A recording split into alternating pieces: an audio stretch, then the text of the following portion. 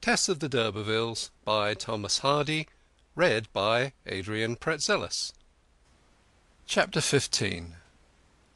By experience, says Roger Ascham, we find out a short way by a long wandering.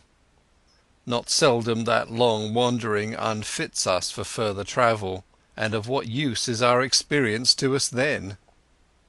Tess Durbeyfield's experience was of this incapacitating kind. At last she had learned what to do, but who would now accept her doing? If before going to the d'Urbervilles she had vigorously moved under the guidance of sundry gnomic texts and phrases known to her and to the world in general, no doubt she would never have been imposed on. But it had not been in Tess's power, nor is it in anybody's power, to feel the whole truth of golden opinions while it is possible to profit from them. She, and how many more, might have ironically said to God with St. Augustine, "Thou hast counselled a better course than thou hast permitted." She remained in her father's house during the winter months, plucking fowls or cramming turkeys and geese, or making clothes for her sisters and brothers out of some finery which d'Urberville had given her and she had put by with contempt. Apply to him she would not, but she would often clasp her hands behind her head and muse when she was supposed to be working hard. She philosophically noted dates as they came past in the revolution of the year.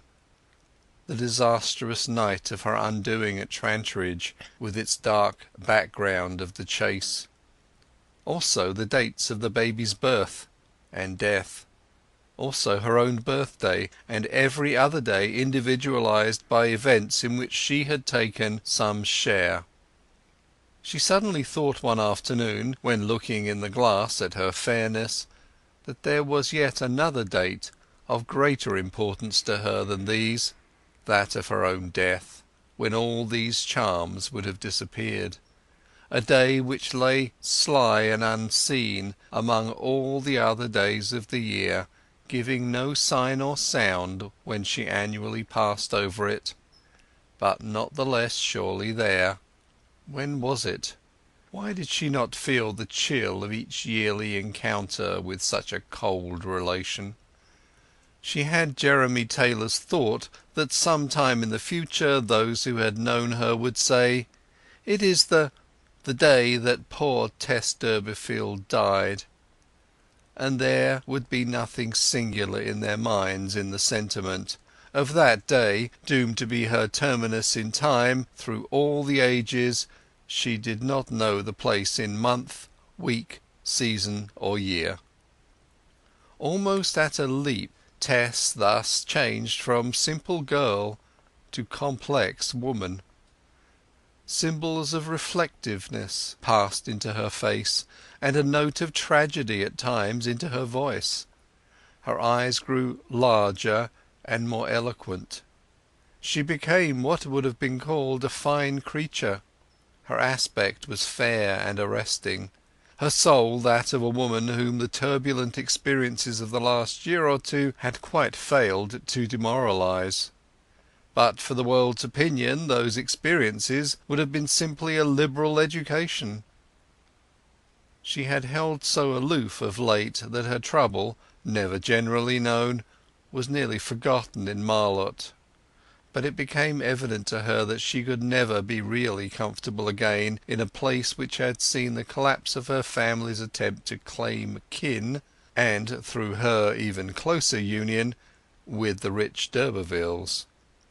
At least she could not be comfortable there till long years should have obliterated her keen consciousness of it. Yet even now Tess felt the pulse of hopeful life still warm within her. She might be happy in some nook which had no memories. To escape the past and all that appertained thereto was to annihilate it, and to do that she would have to get away. Was once lost always lost really true of chastity? She would ask herself. She might prove it false if she could veil bygones. The recuperative power which pervaded organic nature was surely not denied to maidenhood alone. She waited a long time without finding opportunity for a new departure. A particularly fine spring came round, and the stir of germination was almost audible in the buds. It moved her as it moved the wild animals, and made her passionate to go. At last, one day in early May, a letter reached her from a former friend of her mother's, to whom she had addressed inquiries long before, a person whom she had never seen, that a skilful milkmaid was required at a dairy house many miles to the southward, and that the dairyman would be glad to have her for the summer months. It was not quite so far off as could have been wished, but it was probably far enough, her radius of movement and repute having been so small. To persons of limited spheres, miles are as geographical degrees, parishes are counties, counties as provinces or kingdoms. On one point she was resolved. There should be no more d'Urberville air castles in the dreams and deeds of her new life.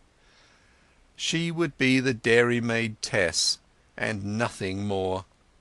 Her mother knew Tess's feeling on this point so well, though no words had passed between them on the subject, that she never alluded to the knightly ancestry now. Yet such is human inconsistency that one of the interests of the new place to her was the accidental virtue of it lying near her forefathers' country, for they were not Blakemore men, though her mother was Blakemore to the bone. The dairy called Talbothays, for which she was bound, stood not remotely from one of the former estates of the d'Urbervilles, near the great family vaults of her granddames and their powerful husbands. She would be able to look at them, and think not only that d'Urberville, like Babylon, had fallen, but that the individual innocence of a humble descendant could lapse as silently. All the while she wondered if any strange good thing might come of her being in her ancestral land, and some spirit within her rose automatically as the sap in the twigs. It was unexpended youth, surging up anew after its temporary check, and bringing with it hope and the invincible instinct towards self-delight. End of chapter 15. End of Phase the Second.